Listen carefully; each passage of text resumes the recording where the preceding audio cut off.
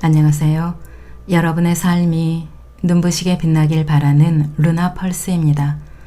오늘 소개해 드릴 책은 2015년에 출간된 장편소설 오베라는 남자입니다. 지은이는 프레드릭 베크만, 옮긴 사람은 최민우, 펴낸 것은 다산 책방입니다.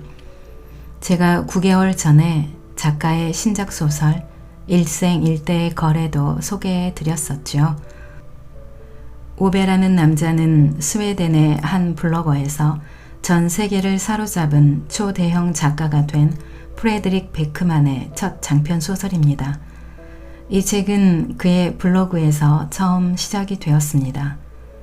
수많은 독자들이 오베라는 캐릭터에 반해 이야기를 더 써볼 것을 권했고, 그렇게 오베라는 남자가 탄생했습니다. 오베는 평생을 바친 직장에서 해고당하고 유일하게 마음을 터놓던 아내마저 죽자 매일 자살을 준비하는 59세 남자입니다. 책 표지만 봐도 주인공이 어떤 인물일지 상상이 가시죠? 오베는 융통성이라고는 하나 없고 사람들에게 버럭버럭 화를 내는, 한마디로 웬만하면 마주치기 싫은 까칠한 남자라고 할까요? 이런 남자 여러분들 주위에도 있으시죠? 머릿속에 금방 떠오르실 겁니다.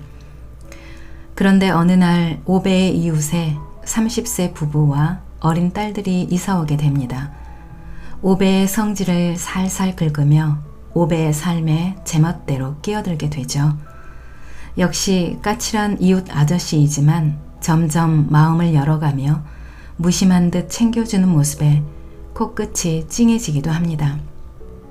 고집불통 까칠남 오베가 기상천외한 이웃들과 부딪히며 생겨나는 에피소드를 아주 유쾌하게 그린 소설입니다. 동명의 영화도 있는데요. 책도 영화도 꼭 한번 보시길 권합니다.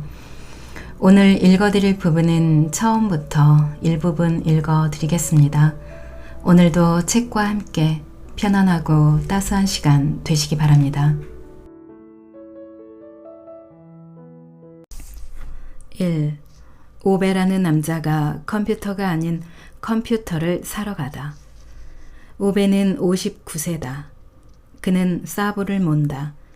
그는 자기 마음에 들지 않는 사람이 있으면 마치 그 사람은 강도고 자기 집게 손가락은 경찰용 권총이라도 되는 양 겨누는 남자다. 지금 그는 일제 자동차를 모는 사람들이 흰색 케이블을 사러 오는 가게의 카운터에 서 있다. 오베는 점원을 오랫동안 뚫어져라 쳐다보다가 자기 앞에 있는 하얀 상자를 들어 점원의 눈앞에 대고 흔들었다. 그러니까 이게 패드인가 뭔가라는 거지. 그가 다그쳤다.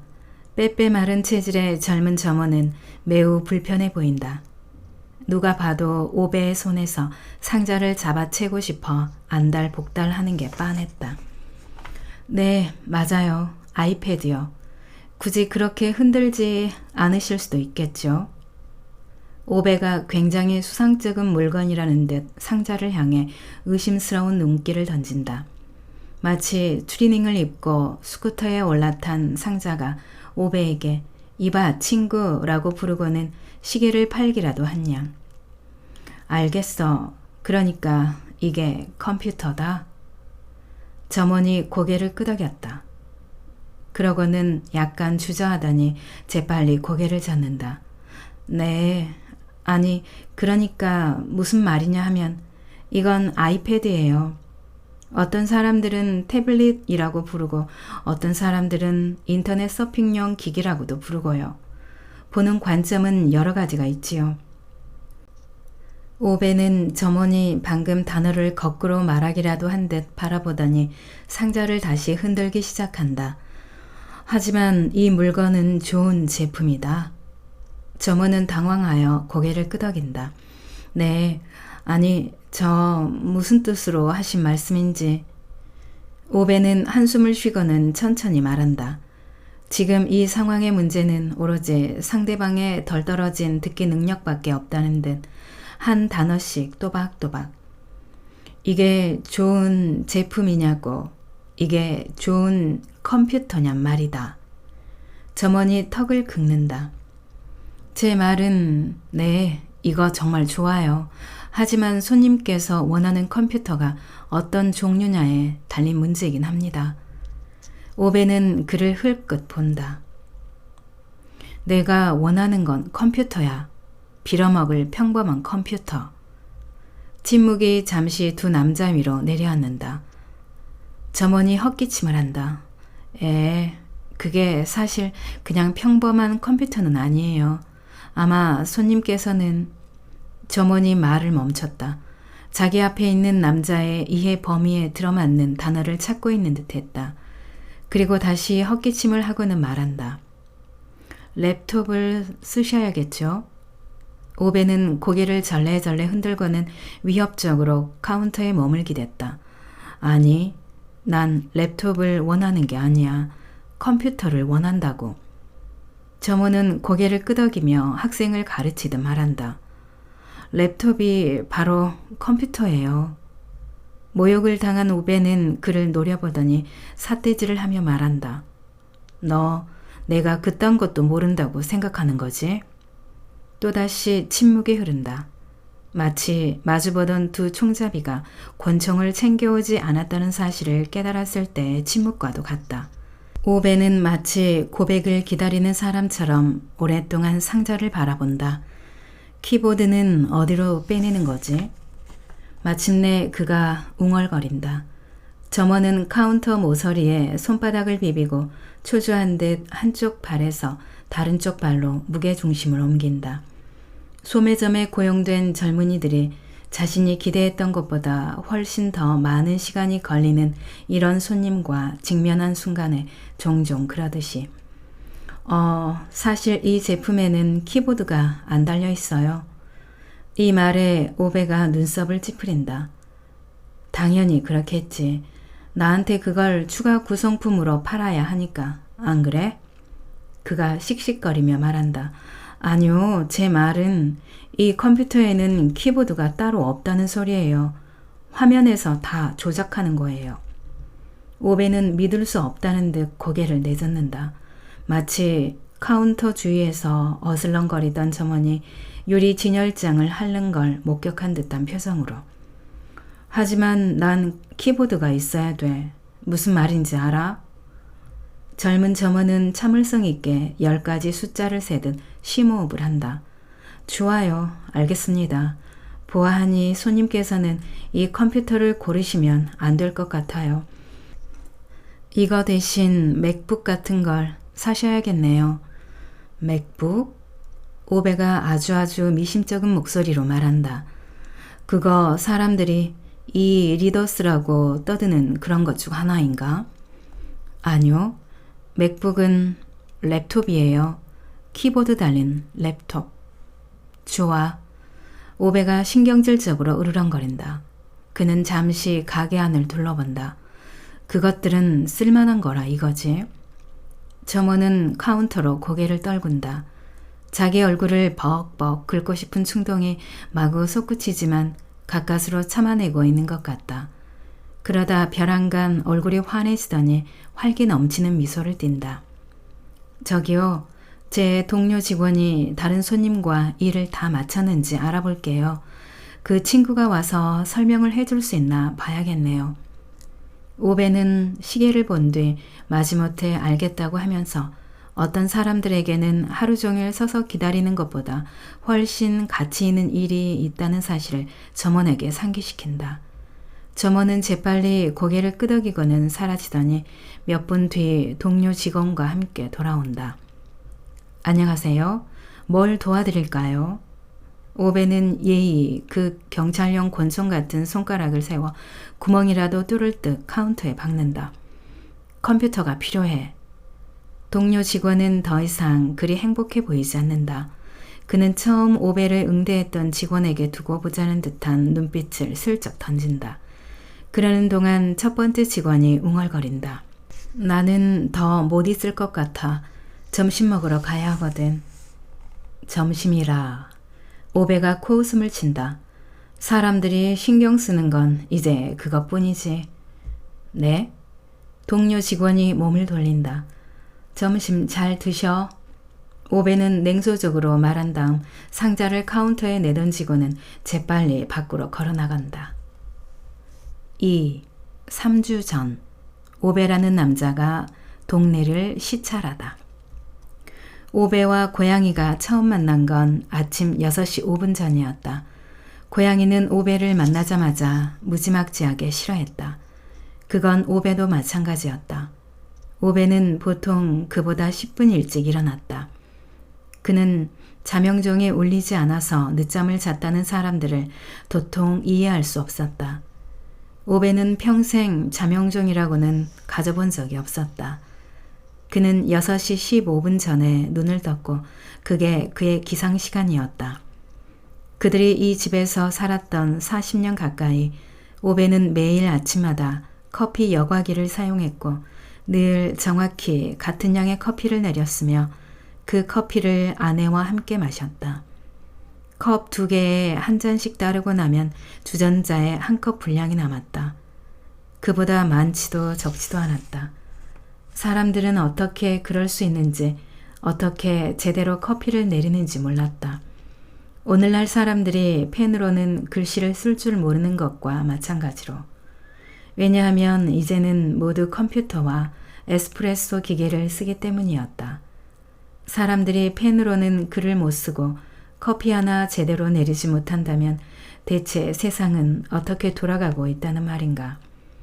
커피가 제대로 우러나는 동안 그는 감청색 바지와 재킷을 입고 나무 나막신에 발을 집어넣었으며 쓸모없는 바깥 세상이 그를 실망시키리라는 걸 예상하고 있는 중년 남자 특유의 방식으로 주머니에 손을 찔러 넣었다. 그런 다음 아침 시찰을 하러 거리로 나갔다.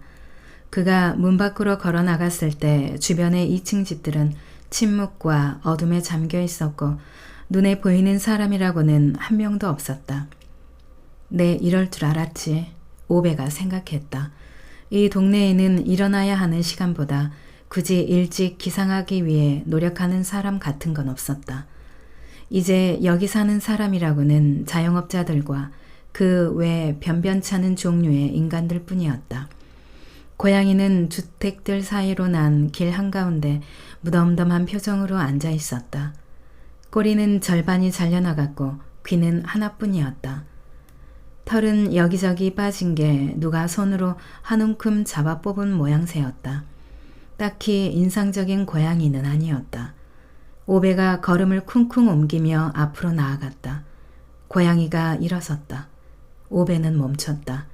그들은 마주서서 잠시 서로를 가늠했다. 조그만 마을의 술집에서 잠재적인 말썽꾼 둘이 마주보듯. 오베는 나막신 한쪽을 녀석한테 던질까 생각했다. 고양이는 자기가 되던질 나막신을 안 가져왔다는 사실을 후회하는 것처럼 보였다. 꺼져. 오베가 으르렁거렸다. 그게 너무 갑작스러워서 고양이가 뒤로 펄쩍 뛰었다. 고양이는 59살 먹은 남자와 그가 신고 있는 나막신을 면밀히 검토해 본 다음 뒤돌아 느릿느릿 떠났다.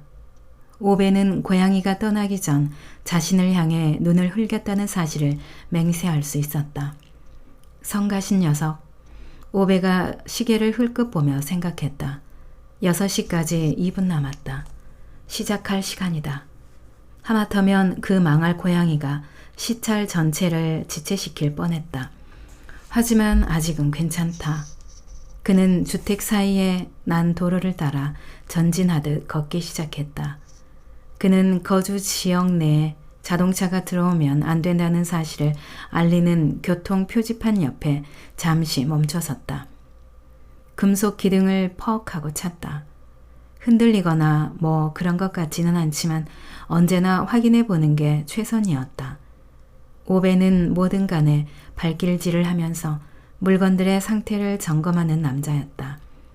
그는 주차 구역을 가로질러 걸었고 밤사이 도둑맞거나 공공 기물을 파손하는 패거리들이 불을 지른 차가 없는지 확인하기 위해 모든 차고를 어슬렁어슬렁 돌아다녔다.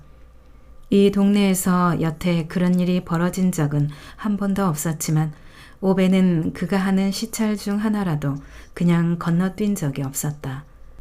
그는 사부가 주차되어 있는 자기 집 차고 문손잡이를 3번 당겼다. 여느 아침과 똑같이. 그러고 난 다음 그는 방문객 주차구역을 돌아보았다.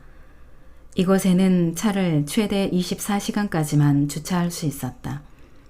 그는 재킷 주머니에 넣고 다니는 작은 수첩에 모든 차량 번호를 꼼꼼히 적은 다음 그걸 전날 적어둔 번호들과 비교했다. 같은 번호가 오베의 수첩에 적혀 있을 경우 오베는 집으로 가서 자동차 등록사업소에 전화를 걸어 해당 차주의 신상을 검색한 뒤 그에게 연락을 취해 그가 표지판도 읽을 줄 모르는 쓸모없는 머저리라는 사실을 알려주었다. 물론 오베가 방문객 주차구역에 차를 댄 게 누구인지 궁금해서 그런 것은 아니었다. 하지만 그건 원칙 문제였다. 만약 표지판에 24시간이라고 적혀 있다면 그게 거기에 머물러도 되는 시간이었다. 사람들이 자기 좋은 곳에 아무렇게나 차를 세운다면 어찌 될 것인가. 혼란이 일어날 것이다. 아무데나 빌어먹을 차들이 널려 있을 것이다. 다행히 오늘은 방문객 주차구역에 불법 주차된 차량이 없었다. 오베는 매일매일 하는 시찰의 다음 단계로 넘어갈 수 있었다. 쓰레기통. 사실 따지자면 그건 오베가 책임질 일은 아니었다. 그는 최근 이 동네에 몰려든 SUV를 타는 패거리들이 밀어붙인 가정용 쓰레기를 분리해서 놔둬야 한다는 말도 안 되는 헛소리에 애초부터 단호히 맞서왔다. 그렇기는 해도 일단 쓰레기의 종류를 나누자는 결정이 내려진 이상 누군가는 그게 제대로 이루어졌는지 확인해야 했다. 아무도 오베 보고 그래달라고 하지는 않았지만 만약 오베 같은 사람이 앞장서지 않는다면 무정부적 혼란이 벌어질 것이다. 쓰레기 봉투가 온갖 곳에 널려 있으리라. 그는 쓰레기 봉통을 툭툭 차보더니 욕설을 내뱉으면서 유리 재활용통에서 병 하나를 끄집어냈고 금속 뚜껑을 돌려 빼는 동안 무능한 인간들에 대해 중얼거렸다. 그는 병을 다시 유리 재활용통에 버리고 금속 뚜껑은 금속 재활용통에 집어넣었다. 오베가 주민자치회 회장이었을 당시 사람들이 쓰레기 처리장에 허가받지 않은 쓰레기를 투기하는 걸 막기 위해 감시 카메라를 설치하자고 강력히 추진했다. 오베에게는 참으로 짜증스럽게도 그 제안은 투표에서 부결되었다. 동네 사람들은 그 제안을 살짝 거북하다고 느꼈다. 게다가 그들은 비디오 테이프를 전부 보관하는 것도 골치 아픈 일일 거라고 생각했다. 오베가 정직한 의도를 가진 사람들은 진실에 대해 걱정할 게 아무것도 없다고 끈질기게 주장했음에도 불구하고 그랬다. 2년 뒤, 그러니까 오베가 자치회 회장에서 물러난 후 나중에 오베는 이 사건을 쿠데타라고 언급했다. 그 의제가 다시 등장했다. 새 운영위원회는 주민들에게 최신 카메라가 나왔는데 센서가 있어 움직임이 감지되었을 때만 작동하며 녹화된 화면은 곧바로 인터넷으로 전송된다고 솜씨 좋게 설명했다. 그런 카메라의 도움을 받으면 쓰레기 처리장뿐만 아니라 주차구역도 감시할 수 있다고. 따라서 기물 파괴범이나 강도를 막을 수도 있다고 했다. 심지어 더 좋은 건 녹화된 자료는 24시간이 지나면 자동으로 삭제되므로 주민들의 사생활에 대한 권리가 침해되는 걸 피할 수 있다는 사실이었다. 카메라 설치를 주장하자는 결정이 만장일치로 이루어졌다. 딱 한 사람만 반대표를 던졌다. 그건 오베가 인터넷을 신뢰하지 않기 때문이었다. 아내가 인터에 강조점을 둬야 한다고 잔소리를 했음에도 불구하고 그는 인터넷에 철자를 쓸 때 대문자로 I를 쓰고 넷을 강조했다. 운영위원회는 이내 카메라를 설치하는 건 오베의 눈에 흙이 들어가기 전까지는 불가능하리라는 사실을 깨달았다. 결국 어떤 카메라도 설치되지 않았다. 오베는 차라리 잘된 거라고 그들을 설득했다. 어쨌거나 매일매일 시차를 하는 편이 훨씬 효율적이었다. 그래야 당신들도 누가 뭘 하고 있는지, 누가 이 상황을 계속 통제하고 있는지를 알 거 아니냔 말이다. 이건 머리를 반만 굴려도 무엇을 뜻하는지 알 수 있는 일이다. 그는 매일 아침 그러듯 쓰레기 처리장 시차를 끝내고 나서 처리장 문을 잠갔고 제대로 닫혔는지 확인하기 위해 문을 3번 잡아당겼다. 그런 다음 몸을 돌리자 자전거 보관소 바깥벽에 기대어 놓은 자전거 한 대가 눈에 들어왔다. 거기 자전거를 놔두면 안 된다는 표지판이 떡하니 있는데도 자전거 바로 옆에는 주민 누군가가 화난 듯 갈겨 쓴 쪽지가 붙어 있었다. 여기는 자전거 주차구역이 아니에요. 표지판 읽는 법 좀 배우시지. 오베는 말을 해도 소용이 없는 얼간이들에 대해 투덜거리면서 자전거 보관소 문을 열고 자전거를 들어 깔끔하게 집어넣었다. 그런 뒤 보관소 문을 잠그고 손잡이를 3번 잡아당겼다. 그는 분노의 쪽지를 벽에서 떼었다. 그는 운영위원회에 이 벽에 전단지 부착 금지라는 표지판을 설치해야 한다고 건의하고 싶었다. 요즘 사람들은 지들이 화난 것을 알리는 피켓을 들고 본인들 멋대로 여기저기 아무데나 어슬렁거릴 수 있다고 생각하는 모양이었다. 여기는 벽이다. 빌어먹을 게시판이 아니란 말이다. 오베는 주택 사이에 난 좁은 길을 걸어 내려갔다. 그는 자기 집 앞에 멈춰서서 정원 잔디에 엎드려 디딤돌들 사이의 틈을 따라 맹렬히 코를 킁킁거렸다. 오줌 냄새가 났다. 오베는 관찰을 마치고 집으로 들어가 문을 잠근 다음 커피를 마셨다. 커피를 다 마신 뒤 그는 전화국 가입과 신문 구독을 취소했다. 작은 욕실에 있는 수도꼭지를 수리했다. 부엌에서 베란다로 통하는 문 손잡이에 새 나사를 박았다. 다락방에 있는 상자들을 차곡차곡 정리했다. 헛간에 있는 도구들을 정리하고 사브에 쓰는 겨울용 타이어를 다른 곳으로 옮겨 놓았다. 자, 여기 오베를 보라. 인생이 처음부터 이렇게 되려던 것은 아니었다. 11월 어느 화요일 오후 4시 오베는 라디에이터, 커피 여과기 그리고 전등을 모두 껐다.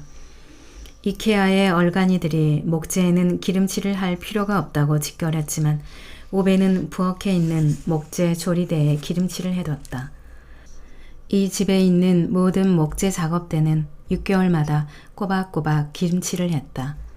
필요하건 아니건 간에 셀프 서비스 가구점에서 노란 맨투맨 셔츠를 입고 있는 계집애들이 그 점에 대해 뭐라 떠들든 간에 말이다. 그는 뒷마당 쪽으로 절반 사이즈의 다락방이 붙어 있는 2층 집 거실에 서서 창밖을 내다보고 있었다. 턱수염이 까칠하게 난 40살 먹은 겉멋쟁이가 길 맞은편 집에서 나와 조깅을 하며 지나갔다. 아마 이름이 앤더스인가 그랬다. 이사 온 지 얼마 안 됐다. 길어봐야 여기서 4년인가 5년 정도 살았을 것이다. 이미 사람들을 살살 구슬려서 주민자치회 운영위원회에 들어가는데 성공했다. 뱀 같은 인간. 그는 이 거리가 자기 것인 줄 안다. 이혼한 다음 이사를 온 게 분명한데 터무니없는 집값을 지불하고 들어왔다. 이런 빤한 놈들이 이곳에 와서 정직한 사람들을 상대로 부동산 가격을 올려받는다. 마치 이 동네가 부촌이라도 되는 양. 게다가 그 녀석은 아우디를 몰았다. 오베는 그럴 줄 알고 있었다. 자영업자나 기타 등신들은 죄다 아우디를 모니까. 오베가 주머니에 손을 찔러 넣었다. 그리고 살짝 거만한 태도로 마룻바닥에 발길질을 했다. 사실 이 2층 집은 오베와 아내가 살기에는 좀 크다. 그 점은 어느 정도 인정할 수 있다. 하지만 돈은 다 갚았다. 융자는 한 푼도 없다. 유형에 따라 옷이나 사 입는 사람들에게 그가 하나는 확실히 말해줄 수 있었다. 이젠 사방이 다 융자였다. 다들 그게 인간이 가는 길인 줄 알았다. 오베는 모기지를 갚았다. 의무를 다했다. 직장도 다녔다. 병가라고는 한 번도 낸 적이 없다. 자기 몫의 짐을 짊어졌다. 책임도 어느 정도 졌다. 아무도 더는 그렇게 하지 않는다.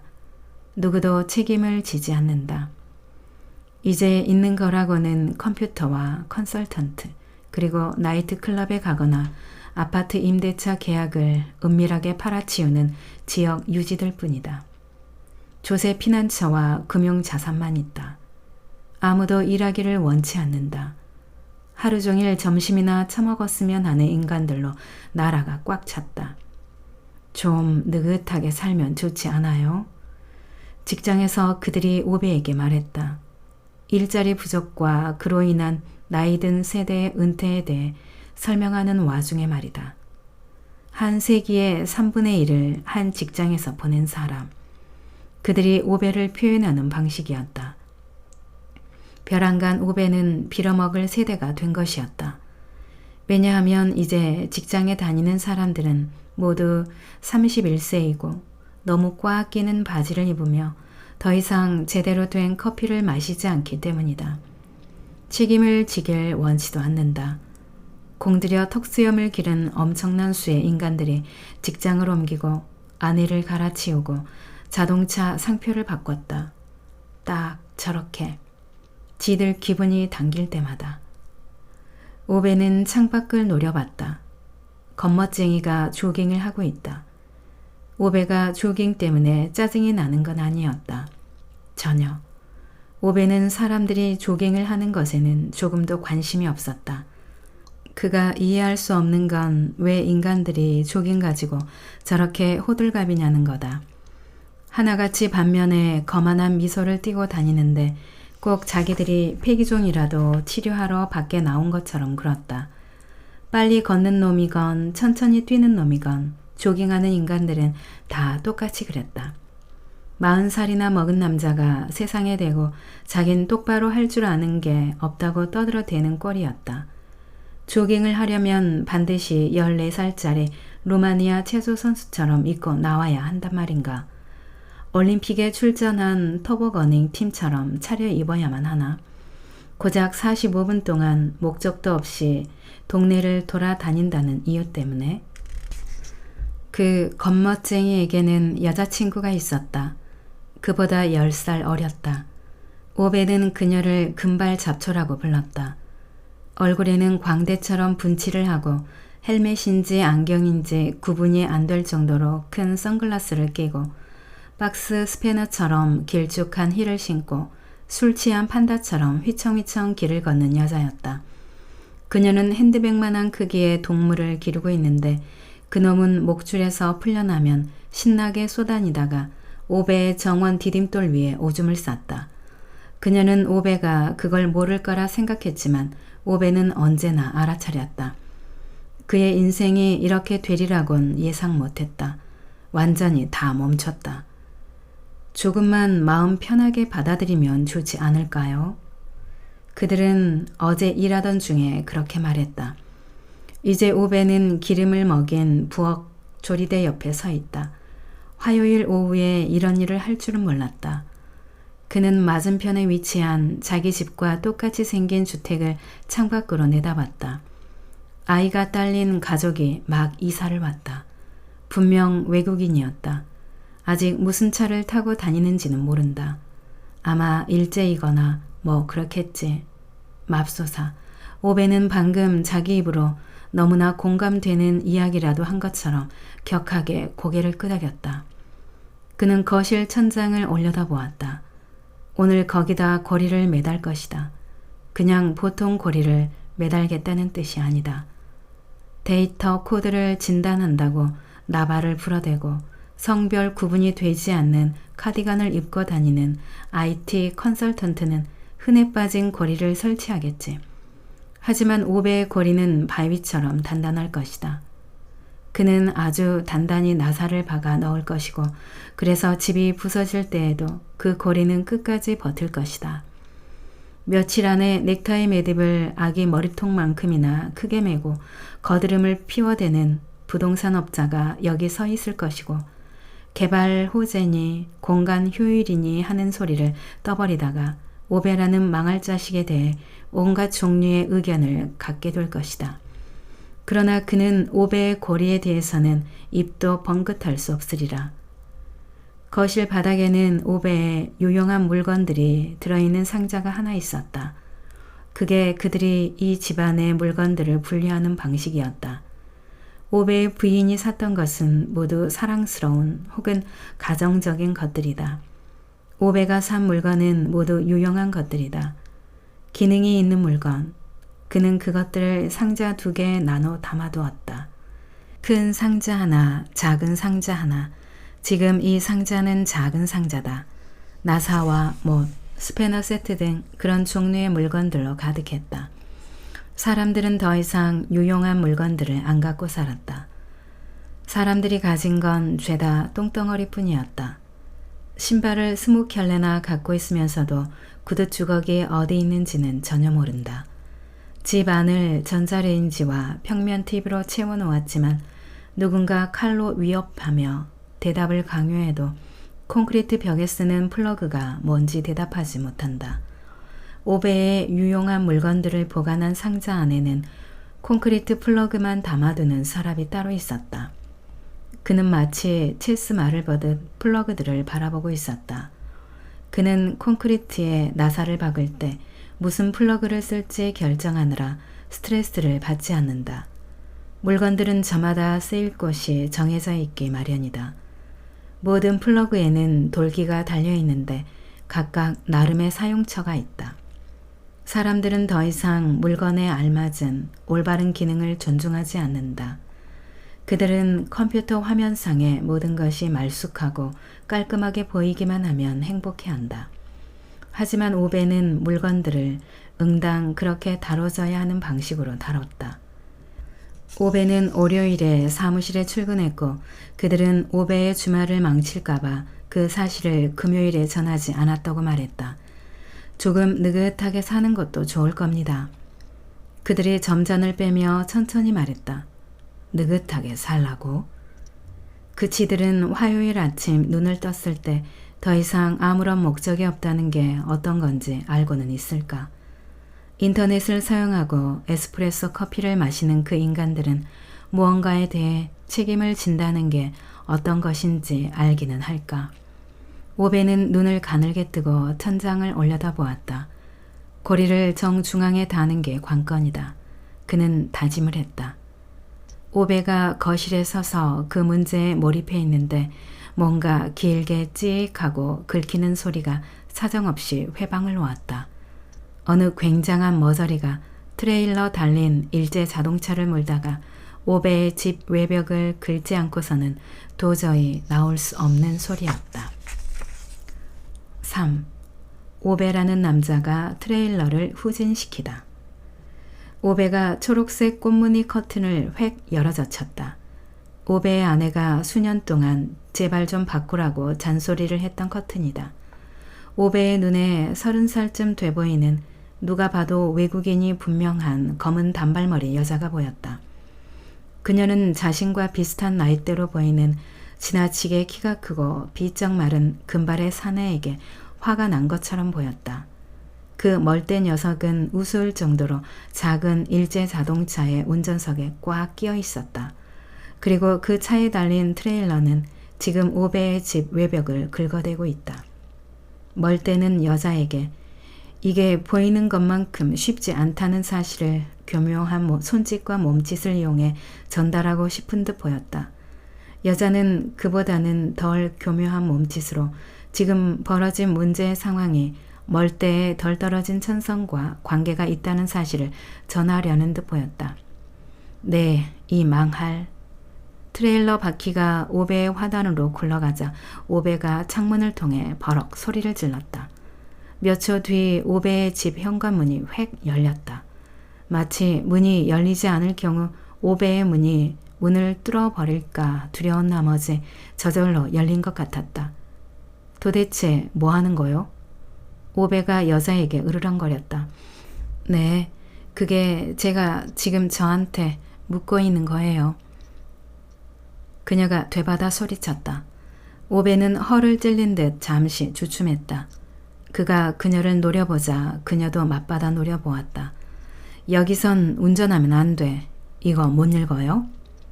작은 외국인 여성이 오베에게 한 발짝 다가왔고 그제야 오베는 그녀가 만삭이거나 혹은 국소 비만이라고 분류할 수 있는 상태로 인해 고통받고 있다는 사실을 깨달았다. 제가 운전하고 있는 게 아니잖아요. 네? 오베는 잠시 그녀를 조용히 바라보았다. 그러다 이제 겨우 막 일제 자동차에서 빠져나와 사과의 미소를 만면에 덕지덕지 바른 채 두 손을 의미심장하게 허공에 놀리면서 다가오는 그녀의 남편에게 몸을 돌렸다. 니트 카디건을 걸치고 있는 자세를 보아하니 칼슘 부족이 분명했다. 키는 못해도 2미터는 되어 보였다. 오베는 키가 185cm 이상인 모든 사람에게 본능적으로 회의감을 느꼈다. 피가 뇌까지 제대로 올라갈 수가 없을 것 같았기 때문이다. 당신은 누구시려나? 오베가 물었다. 제가 운전자입니다. 멀대가 대범하게 대답했다. 아, 진짜? 그렇게 안 보이는데. 남편보다 50cm는 작아 보이는 임산부가 화를 터뜨렸다. 그녀는 두 손으로 남자의 팔을 찰싹찰싹 때리려 했다. 그럼 이쪽은? 오베가 그녀를 바라보며 물었다. 제 아내입니다. 멀대가 웃으며 말했다. 계속 그리 될 거라고 장담하지 마. 아내가 남자의 말을 툭 끊었다. 임신한 배가 오르락 내리락 하고 있다. 저게 보이는 것처럼 쉽지가. 멀대가 무슨 말을 더 하려다가 이내 딱 멈추었다. 내가 오른쪽이랬지. 그런데 넌 계속 왼쪽으로 후진했잖아. 넌 말을 참 안 들어. 도대체 말을 들어먹질 않는다고.